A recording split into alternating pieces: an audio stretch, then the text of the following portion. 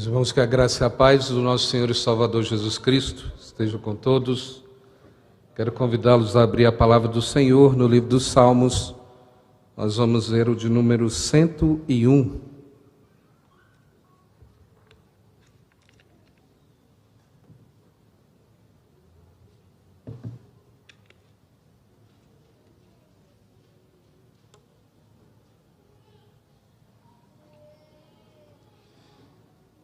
Quero convidar a igreja a se coloque em pé. Nós vamos ouvir a leitura da palavra do Senhor que nos diz, livro dos Salmos, o de número 101, é um salmo de Davi. A palavra do Senhor que nos diz: cantarei a bondade e a justiça, a ti, Senhor, cantarei. Atentarei sabiamente ao caminho da perfeição. Quando virás ter comigo, portas adentro em minha casa, terei coração sincero. Não porei coisa injusta diante dos meus olhos. Aborreço o proceder dos que se desviam. Nada disto se me pegará. Longe de mim o coração perverso. Não quero conhecer o mal. Ao que às ocultas calunia o próximo, a esse destruirei. O que tem olhar altivo e coração soberbo, não o suportarei. Os meus olhos procurarão os fiéis da terra, para que habitem comigo. O que anda em reto caminho, esse me servirá. Não há de ficar em minha casa o que usa de fraude, o que profere mentiras, não permanecerá ante os meus olhos. Manhã após manhã destruirei todos os ímpios da terra, para limpar a cidade do Senhor, dos que praticam a iniquidade. Vamos orar? Senhor nosso Deus, nós estamos agora, Deus, diante da Tua palavra, e nós queremos rogar ao Senhor que pelo poder do Espírito Santo, o Senhor, ó Deus, traga iluminação, ó Deus, à nossa mente, ao nosso coração. Que o Senhor mesmo, ó Deus, fale, ó Deus, a cada um de nós. Ó Deus, que o Senhor, ó Pai, possa agir por meio da Tua palavra, convertendo o nosso coração ao Senhor, transformando a nossa vida, santificando a Tua igreja para Ti mesmo. Nós pedimos assim, ó Deus, em nome de Cristo Jesus. Amém. A igreja pode se sentar. Os irmãos, possivelmente vocês já ouviram uma história de 3 estudantes que eles não estudaram para a prova e eles combinaram de chegar lá no professor e combinaram o primeiro plano para que eles pudessem fazer a prova em outro dia. Então, eles se sujaram de graxa, de óleo, um pouco de gasolina e foram ao professor e falaram: olha, nós estávamos vindo para a prova, mas e a gente estava saindo de um casamento. Mas o carro estragou e acabou que a gente não conseguiu chegar aqui a tempo. O professor entendeu, falou: tudo bem, né, isso acontece. Então faz o seguinte, eu vou dar 3 dias para vocês, para que vocês estudem, em 3 dias vocês voltam aqui para fazer a prova de novo. Eles falaram: olha, saiu melhor do que a encomenda, nosso plano, né? Só que ao chegar na sala, ele separou os 3, cada um numa sala, e colocou a seguinte pergunta: quem casou com quem? Que horas o carro quebrou? Onde exatamente o carro quebrou? Qual é a marca do carro? E lá embaixo na prova estava escrito: se as respostas forem idênticas, estarão aprovados. Quando a gente olha para a nossa vida e a nossa caminhada aqui, e a gente já conhecendo o Evangelho, nós sabemos muito bem que na nossa trajetória, de forma alguma, se não houver uma ação ativa de Deus na nossa vida, nós não vamos melhorar ou de alguma maneira criar uma integridade a qualquer custo, a não ser que haja uma ação soberana de Deus, uma ação na nossa vida. Se formos nós deixados assim à nossa própria sorte e caminhando nesse mundo, já perceberam que de vez em quando nós começamos a fazer as mesmas coisas que as pessoas fazem, aqueles que não conhecem a Cristo Jesus, ou aqueles que não foram alcançados pelo Evangelho, nós começamos a ter uma integridade que acaba não sendo de fato uma integridade, porque nós falamos e relativizamos, colocamos isso no nosso tempo. E nós falamos muitas vezes, mas todo mundo faz isso. Mas isso é muito comum da gente fazer. Essa semana nós comemoramos a Reforma Protestante. E normalmente nós aplicamos os princípios da Reforma de maneira geral, como igreja, como povo do Senhor. Mas eu quero pegar um dos lemas da Reforma para que a gente nessa noite aplique na nossa vida individual. Uma das coisas que lá em 1589, mais ou menos, um holandês chamado Gisbertus Voetius, ele que cunhou esse lema dizendo: igreja reformada, ela está sempre reformando. E eu quero lembrar a vocês que a igreja, no sentido das suas práticas, ao contrário de que um movimento que houve trocou uma palavra, mas isso era exatamente para o lado do liberalismo, dizendo fé reformada, sempre reformando. A fé não se reforma porque ela está embasada naquilo que a palavra de Deus diz. Agora a igreja, sim. A igreja precisa rever sempre o seu caminho, se de fato ela está andando de acordo com aquilo que a palavra de Deus diz, ou se ela distanciou. Isso é algo natural na nossa vida de pecadores, ou seja, distanciar do ponto de referência de onde Deus nos colocou, da onde Deus estabeleceu. Isso é natural porque somos pecadores. Portanto, ao olhar para esse lema, eu quero aplicar na nossa vida de forma individual. Se a igreja reformada sempre reformando, a pergunta é: como está a nossa vida quando nós colocamos ela a partir do ponto de referência que é a palavra de Deus e aquilo que a palavra de Deus nos revela em Cristo Jesus? Nós estamos diante do salmo que o seu autor é Davi, e esse salmo, que é bastante conhecido nosso, ele é chamado de Salmo da Casa, porque ele fala a respeito da sua vida interna. Ele está colocando: olha, portas adentro, na minha casa, portas adentro eu terei um coração sincero. Portanto, ele está tomando uma posição individual diante de Deus. Isso também é um convite para a nossa vida, para a forma como nós devemos nos portar. Davi, então, coloca algumas resoluções diante do Senhor, e ele está colocando isso na presença do Senhor. Então aqui, quando a gente olha para o texto, a gente vai perceber algumas coisas que apontam até para o tempo, como Davi, onde Davi escreveu e o tempo que ele escreveu esse salmo. Alguns talvez ligam isso no momento imediato da morte de Saul. Alguns outros autores vão falar que era quando ele estava com o domínio do reino ali, quando ele domina todo o reino. Mas possivelmente por causa de uma frase do texto, nós vamos perceber que Davi está falando da arca do Senhor quando ela volta da casa de Obed-edom, que ela retorna a Sião, quando ele diz: quando virás ter comigo? Porque esse era o símbolo da presença do Senhor ali na terra. Portanto, quando a arca do Senhor está fora e fica na casa de Obed-edom, Davi faz tudo aquilo que era possível para que trouxesse de novo a arca da aliança para a cidade de Sião. Portanto, possivelmente, é nesse contexto que Davi escreve quando ele fala: quando virás a mim.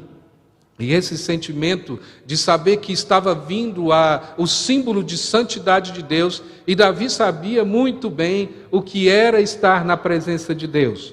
Nós sabemos que esse símbolo da santidade de Deus, nessa trajetória, Davi já tinha visto o que poderia acontecer quando se fizesse algo errado ou aquilo que Deus não tinha determinado. Lembre-se que na primeira parte, quando a Arca da Aliança ela vem em direção, ali a gente vê que eles colocam a arca dentro, em cima de um carro de boi, e vai em festa e coloca a mão na arca e eles morrem ali. Portanto, Davi já sabia muito bem o que era lidar com a santidade de Deus, mas ele está ansiando com esse retorno ali dessa presença do Senhor. Portanto, quando ele olha para a santidade de Deus, agora ele faz algumas resoluções. Se esse Deus que é santo, eu quero estar na sua presença, nós precisamos estar na presença dele, mas nós não podemos chegar na presença dele de qualquer maneira. Por isso Davi se coloca na presença do Senhor, fazendo algumas resoluções diante do Senhor. É interessante notar também a sequência desses salmos. Se você tiver curiosidade depois, leia do Salmo 101 até o Salmo 110, você vai perceber que todos eles têm o mesmo tema. 5 subindo, 5 descendo, nos temas iguais, né? Do 110 voltando, em ordem decrescente, do 101 subindo. Você vai perceber que os salmos, eles falam de tratado do rei, uma oração individual, louvor ao grande amor do Senhor, ou à sua misericórdia, seu amor leal, e falando a respeito da redenção de Israel. Todos eles colocados de maneira aqui intencional, para falar do mesmo tema, em ordem decrescente, descendo do Salmo 110 e subindo pelo Salmo de número 101. Mas olhando então para esse texto, eu quero tirar algumas lições para a nossa vida nessa noite, e como eu falei, de maneira particular.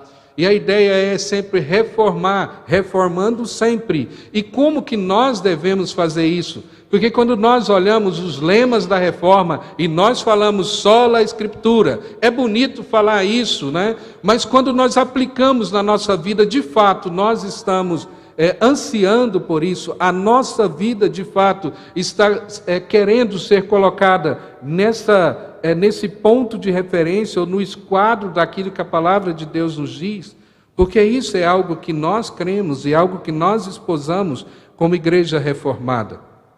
Portanto, nós precisamos ter as mesmas atitudes que Davi teve aqui no texto. A primeira coisa que a gente precisa fazer constantemente, isso não pode ser obra que a gente afrouxe a mão.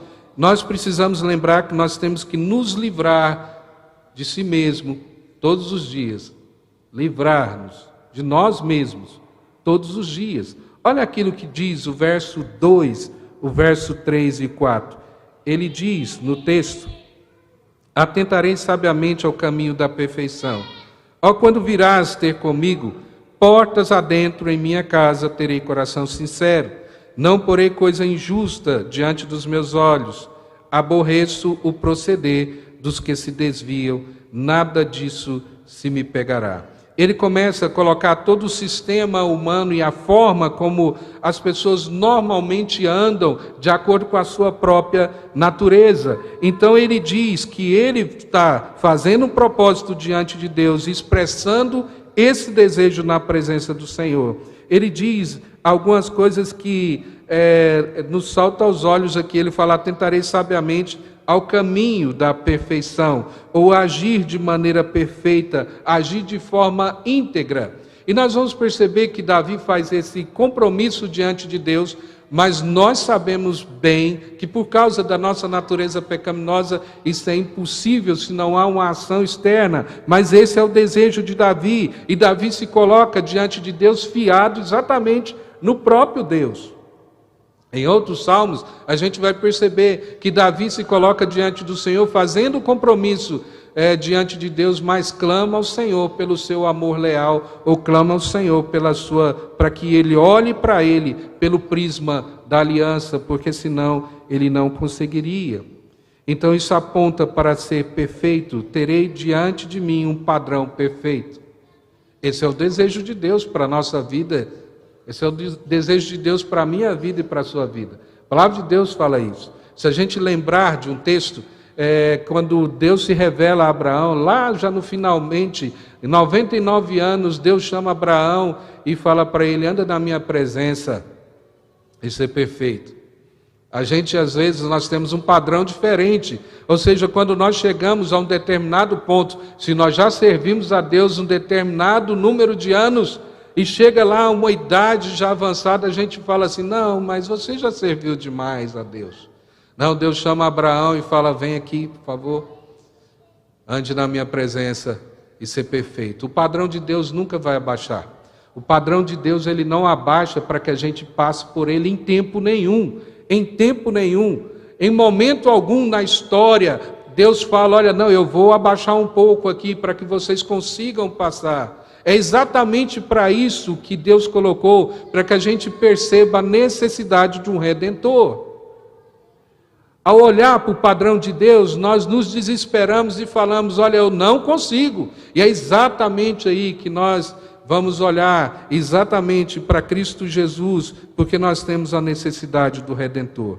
Ele diz: quando virás ter comigo, ou quando virás a mim, esse desejo de estar na presença de Deus não é movido por algo que você não entende exatamente com quem você está falando. Nós vivemos um tempo assim, onde as pessoas falam de Deus e elas falam: não, eu tenho intimidade com Deus. Deus é meu Pai, então eu aqui estou na presença do meu Pai. Não esqueça que Ele continua sendo Deus e Ele é santo. Não se esqueça disso. Às vezes nós falamos: não, eu estou na presença do meu Pai. Sim, Ele é nosso Pai, mas Ele é um Deus santo. Michael Horton, naquele livro Cristianismo Sem Cristo, denunciando o cristianismo que nós vivemos no nosso tempo, ele fala a respeito disso. As pessoas esquecem que esse Deus, que nós entramos na presença dele, é um Deus santo. É um Deus santo e que não suporta a iniquidade. Então ele diz: eu terei um coração sincero, portas adentro em minha casa, eu terei um coração sincero. Literalmente no texto, de novo, ele repete: eu terei um coração perfeito. Eu terei um coração perfeito. É a proposta de Davi diante do Senhor. Mas mesmo assim a gente volta a frisar: Davi está colocando isso na presença de Deus, mas ele é cônscio daquilo que ele é, de saber exatamente que ele tem esse desejo, mas ele sabe que ele não consegue por si só ser de fato perfeito na presença do Senhor. E a palavra de Deus continua nos dizendo no texto: eu não porei coisa injusta diante dos meus olhos, não vou pôr coisa perversa, literalmente, diante dos meus olhos, repudiarei todo o mal. É interessante voltar nesse termo aqui do texto, que é traduzido assim, mas ele coloca literalmente no texto: eu não vou ter diante dos meus olhos coisa de Belial. No Antigo Testamento, essa palavra é emblemática.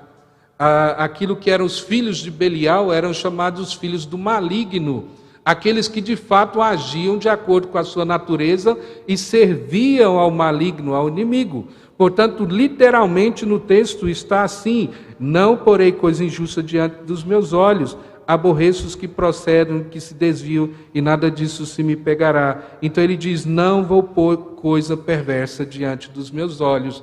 Perversa aqui é coisa de Belial. E nós precisamos atentar para isso. Se a gente for traduzir quase que no nosso tempo: eu não postarei isso diante de mim. Não postarei isso. Uma das coisas que a gente vai ver num dos livros de John Bunyan. John Bunyan escreveu um livro chamado Guerra Santa. Não tem nada a ver com a jihad, mas ele falando a respeito da nossa caminhada e da nossa luta e caminhada cristã. E aí ele usa algumas figuras. Ele fala de um gigante chamado Diabolos, que controla a cidade da alma do homem. E aí o homem precisa abdicar de ser o rei da cidade, precisa se abdicar de ser o seu legítimo rei, e portanto ele abre as portas da cidade, da sua cidade, para que esse gigante entre, né? E a porta ali, ele diz que essas portas é a porta tanto do ouvido quanto a porta dos olhos, que é chamado ali no texto, no livro dele, para mostrar que é exatamente por onde nós muitas vezes deixamos que isso entre na nossa vida. É por onde nós deixamos entrar aquilo que é perverso. Mas nós precisamos atentar para isso. E a nossa proposta sempre diante de Deus deve ser a mesma de Davi, mesmo que a gente saiba, nós precisamos saber que aquilo que nós fazemos ou planejamos na presença do Senhor: eu vou ser assim, é algo muito superior do que aquilo que a gente possa de fato alcançar. Mas nós precisamos atentar para isso. Há uma história de um religioso fundador de um projeto cristão nos Apalaches, e ele chega num dia, na Páscoa, ele vai visitar ali como voluntários no ministério, numa cidade lá de Kentucky, nas montanhas, em meio às montanhas, lugar bem distante e ermo, e eles visitam e chegam na casa de uma pessoa e eles acham bem estranho o negócio que eles veem ali no meio da casa. Eles veem, ao invés de um berço, tinha uma gaiola no meio da casa, uma gaiola feita com essa tela mesmo que a gente faz para pôr em galinheiro. Eles olham para aquilo e falam que coisa estranha e perguntam o que é isso. Ele fala assim, é onde a gente coloca nosso filho para dormir, um bebê, era um bebê. Eles acham mais estranho ainda, falar assim, que maldade é essa? Colocar um bebê para dormir dentro de uma gaiola, por que não coloca num berço? Então eles têm a curiosidade de perguntar, por que vocês não colocam o bebê num berço? Eles falam, olha, nós o colocamos dentro dessa gaiola para protegê-lo enquanto dorme, e nós dormimos, porque aqui tem ratos enormes e eles atacam o nosso bebê. Às vezes nós temos até vergonha de falar se a gente coloca algumas gaiolas na nossa casa, e algumas coisas que são completamente estranhas ao nosso tempo, algumas regras que a gente adotou com os nossos filhos, aquilo que vai se colocar na nossa casa, porque nós temos medo que alguém fale assim, poxa vida, você é muito exótico, ou você não está no nosso tempo. Mas o que nós vamos colocar na nossa casa, para proteger a nossa casa, para que algumas coisas não ataquem ou que sejam mortíferas na nossa vida? Nós precisamos atentar para isso, porque esse é o nosso compromisso diante do nosso Deus. Ele fala, aborreço o proceder dos que se desviam, ou seja, eu odeio o trabalho deles, eu odeio aquilo que eles fazem, porque o caminho é sempre o caminho que Deus determina. E mais uma vez, olhando para o seu texto, ele diz no texto que nada disso me pegará. Literalmente ele diz, nada disso se fenderá a mim. Ou seja, não vai haver brecha na minha vida, de tal forma que isso entre na minha vida e faça morada. Nada disso se fenderá a mim. A ideia é de uma cunha, de algo que entra na vida e cria espaço ali na vida. Então ele diz, nada disso se fenderá a mim. O coração do perverso se afastará de mim, também é a mesma ideia. E aí ele fala, eu vou me distanciar de todas essas coisas. Conhecendo então a nossa natureza e aplicando esse primeiro princípio na nossa vida aqui, da gente negar a si mesmo, nós precisamos nos livrar de nós mesmos para que não sejamos encontrados em práticas aprovadas pelos ímpios e abominadas por Deus. Lembrando então da reforma, quando Martinho Lutero ele começa a entender que é o justo viverá pela fé, ele faz de tudo para agradar o Senhor, mas nada disso ele percebe que não dá conta de chegar no padrão, ele quase se mata para tentar agradar o Senhor, e aí ele percebe que ele mesmo não conseguiria fazer pelas suas próprias forças, se não houvesse um Redentor. E essa era uma das orações bem conhecidas de Lutero, Senhor, livra-me de mim mesmo. Esse é um primeiro princípio. Há uma segunda coisa que nós precisamos atentar na nossa reforma constante, na nossa vida, a partir dos versos 5 até o verso 8, o texto nos indica do afastamento da impiedade ou afastamento do ímpio. Ele diz, ao que as ocultas calunio o próximo, a esse destruirei. O que tem olhar altivo e coração soberbo, não suportarei. Os meus olhos procurarão os fiéis da terra, para que habitem comigo. O que anda em reto caminho, esse me servirá. Então ele fala, não ficará em minha casa. O que usa de fraude, o que profere mentiras, não permanecerá ante os meus olhos. A primeira sentença que ele diz, o que as ocultas calunia o próximo, literalmente aquele que fala em segredo sobre o seu próximo. Então ele começa a listar algumas coisas agora, falando desse afastamento e de algo que é comum no mundo, daquilo que seria algo extremamente comum. Então ele fala, eu vou afastar tudo isso. E aí o texto diz, a esse destruirei. Às vezes a gente se assusta com alguns termos na palavra de Deus, mas literalmente esse eu cortarei da minha vida. Nós não estamos relacionando aqui dizendo, olha, mas nós não temos que aproximar do mundo para pregar o Evangelho? Sim, isso é uma coisa. Agora, o texto está dizendo da proximidade com o ímpio de tal forma que você assuma as suas práticas. É completamente diferente. Completamente diferente. E aí a gente pega nos arroubos de piedade e santidade e fala, mas eu não tenho que amar o ímpio. Não, nós estamos falando de coisas diferentes. Nós estamos falando de coisas diferentes, nós estamos falando da prática, ou da vida, ou daquilo que eles fazem. Ou seja, nós não podemos nos aproximar das suas práticas.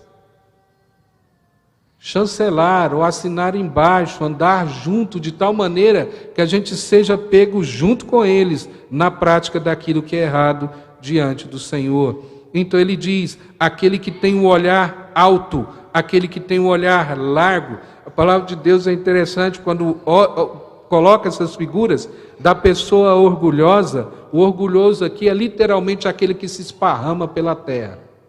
Literalmente no texto. Aquele que entende que ele domina sobre todas a terra. Esse é o orgulhoso, né? Porque a palavra indica isso. É aquele que acha que ele sim, ele tem o domínio sobre tudo. E aí a palavra do Senhor nos mostra com respeito a isso, é uma das coisas que Deus abomina diante dele. E Davi então coloca agora diante do Senhor eu também não vou suportar isso. Ele fala, eu não vou sofrer, eu não tolerarei. No verso de número 7, ele diz, quem pratica a fraude, ou literalmente aquele que comete o engano, aquele que é desonesto, ou está cheio de truques e falsos pretextos e dispositivos, também eu não vou ter na minha presença, ou dentro da minha casa, não vai haver isso. Aquele que usa de fraude, E a fraude aqui parece uma palavra forte no nosso tempo, mas fraude é tudo aquilo que se propõe, que parece que é uma coisa e não é. Só que isso para o mundo, isso é algo natural. Em vários aspectos, as pessoas elas entendem que elas têm que ter um certo aspecto de blefe, ou talvez na minha profissão, naquilo que eu faço no dia a dia. Eu tenho que falar uma coisa para a pessoa entender outra, eu tenho que propor uma coisa para chegar num outro lugar. Só que isso não é um caminho daquele que serve ao Senhor. Davi está falando, eu não vou ser como esses. Aqueles que usam de fraude ou que proferem mentira não permanecerá diante dos meus olhos. Não permanecerá. E aí é na sequência do texto que ele diz, manhã após manhã destruirei todos os ímpios da terra, ou eliminarei todos os malfeitores, ou tirarei diante de mim todos esses que praticam a iniquidade diante do Senhor. Por mais que a gente olhe para o texto aqui, nós sabemos que o texto é um salmo real, é um salmo de um rei falando, eu não vou colocar dentro do meu palácio pessoas assim, ou eliminarei todas essas pessoas. Mas literalmente o que ele está dizendo, eu vou cortar essas pessoas do meu convívio. Essas pessoas não vão viver dentro da minha casa ou dentro do palácio. A proximidade com o pecado muitas vezes nos faz ter uma moral que a gente começa a relativizar as coisas. A gente sabe disso. Há muito tempo atrás conheci um rapaz que, sendo verdade ou não, a história dele era que ele foi preso, mas ele foi preso porque ele estava evangelizando. A minha intenção primeiro era evangelizar, segundo ele. Ele era filho de um pastor aqui de Goiânia. Ele diz que começou a evangelizar e algumas pessoas que ele achava que precisavam bastante, e acabou que ele foi preso traficando drogas. E aí ele falava isso. Ele falava, não, mas o meu interesse era evangelizar, eu sou crente.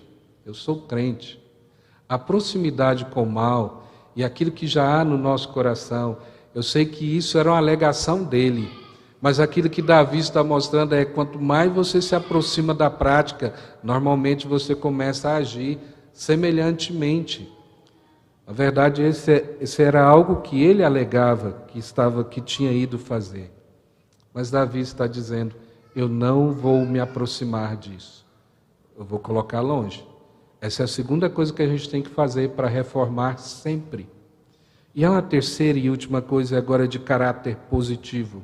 Ele diz então, no verso de número 6, que nós já lemos, os meus olhos procurarão os fiéis da terra, para que habitem comigo. o que anda em reto caminho, esse me servirá. Ele diz, os meus olhos estarão sobre a terra, os fiéis da terra, buscando exatamente aqueles que estão indo em direção, ou que de fato querem e desejam servir de maneira fiel ao Senhor. Esses, eu vou me aproximar desse, eu vou estar próximo desses, né? Ou seja, aquele que anda de maneira perfeita, né? A maneira perfeita do texto é perfeito no caminho. No caminho. Só para exemplificar para os irmãos, normalmente quando a palavra de Deus nos fala do caminho do Senhor, Ele está falando do caminho e a indicação é que você ande no meio do caminho. Lembre-se sempre que a palavra do Senhor fala, não se desvie nem para a direita nem para a esquerda. A ideia é, ande no meio do caminho, no centro do caminho, não na beirada do caminho. Porque às vezes nós somos atraídos assim, falando, não, eu estou mais ou menos certo, eu estou no limite, mas eu estou no caminho, eu estou no caminho. A ideia é, o meu desejo, o nosso desejo, deve ser andar no centro do caminho, a perfeição do caminho. No texto aqui é exatamente isso, né? Os meus olhos procurarão aquele que anda em reto caminho, é literalmente isso, aquele que anda no caminho reto, no meio da estrada. E essa é a nossa luta sempre, na nossa caminhada cristã e na nossa peregrinação, porque a nossa natureza pecaminosa, nós somos desbalanceados pelo pecado. E nós vamos sempre pender para um lado ou pender para o outro. E nós precisamos entender isso na nossa vida, para que a gente não relaxe jamais. Muitas vezes, quando nós vimos, nós já estamos caindo, ou do lado direito, ou do lado esquerdo. E a gente não percebe que o nosso caminho já era tortuoso, porque nós começamos a fazer aquilo que não deveria ser feito. Então ele nos mostra essa ideia, seja então consistente para se comprometer com aquilo que é piedoso, viver debaixo disso ou próximo disso, para que seja influenciado por aquele que de fato é piedoso. Essa deve ser o nosso desejo, o desejo da nossa vida, da nossa peregrinação, de fato andar próximo daquele que é piedoso e buscar isso na nossa vida. Muitas vezes nós, na nossa caminhada, nós buscamos conselhos e pedimos conselhos uns aos outros aí. E às vezes nós achamos que conselho deve ser assim por uma sabedoria inata. Conselho que não vem daquilo que a palavra de Deus diz, sabe que é apenas conselho humano. E quando nós andamos próximo daquilo que é piedoso, ele sempre vai nos confrontar com aquilo que a palavra de Deus diz e não com aquilo que eu acho. Mas olha o que a palavra de Deus diz aqui. E isso é fundamental para a nossa vida. Se você quiser então tomar essa atitude de reformar a vida agora individual, nós precisamos atentar para isso, eu e você, nos aproximar daquele que é piedoso. Mas eu quero concluir nessa noite, relembrando que ao findar o texto aqui, a gente volta lá no início, porque Davi começa de trás para frente. Então ele diz, eu cantarei a bondade e a justiça a ti, Senhor, cantarei. Ou seja, nenhum de nós poderíamos fazer isso hoje, olhando para aquilo que nós já conhecemos da Escritura e falar, Senhor, eu cantarei a bondade e a justiça, a Ti, Senhor, cantarei. Se nós entendemos hoje, de fato, que nós somos pecadores, que isso aqui nós não conseguimos cumprir, nós só conseguiríamos fazer isso fiados no Rei perfeito, que não foi Davi, que foi Jesus, que é Jesus. Nós só conseguiremos assim. Fiados em Cristo Jesus, sim, nós conseguimos chegar aqui nessa noite e cantar a bondade e a justiça do Senhor. Caso contrário, nós estaríamos correndo da justiça de Deus, porque nós seríamos condenados. Se não for em Cristo Jesus, nós não conseguimos fazer isso, portanto, é muito complicado na estrada, porque nós temos a nossa natureza pecaminosa, mas a nossa luta agora é olhando para Cristo Jesus, falando, eu desejo isso, eu quero viver assim, mas eu não dou conta, eu preciso do Senhor. Eu preciso de Cristo Jesus. Só assim nós podemos entrar na presença do Senhor. Então ele diz que vai cantar a essa bondade e a essa justiça do Senhor. Davi não foi capaz de cumprir, nós sabemos da história. Só relembrar de uma das histórias de Davi.